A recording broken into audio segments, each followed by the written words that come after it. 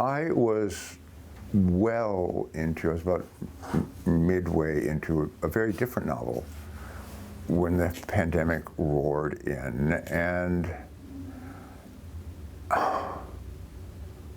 I don't see how anyone can write a contemporary novel without bringing in the pandemic. It's I know you don't. I know we don't want to. I'd probably not good for sales, but deal with it, okay?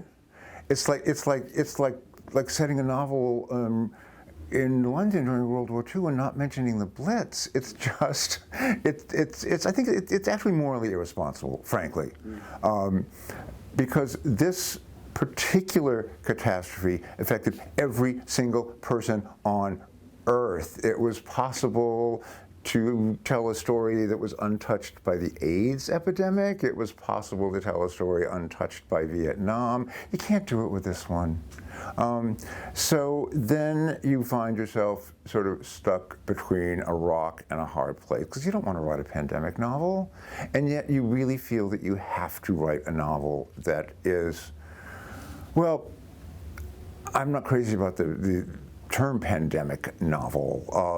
I don't know, a novel that acknowledges the pandemic. So anyway, it wasn't going to fit in the novel I was working on. It was going to feel added on, like everyone's just at the parties and oh, Godzilla! Wow, that's unexpected. We never thought a 50-foot fire-breathing monster would show up.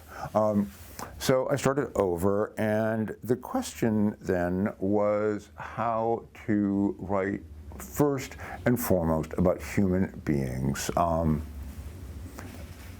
As far as I'm concerned, that's what novels are for.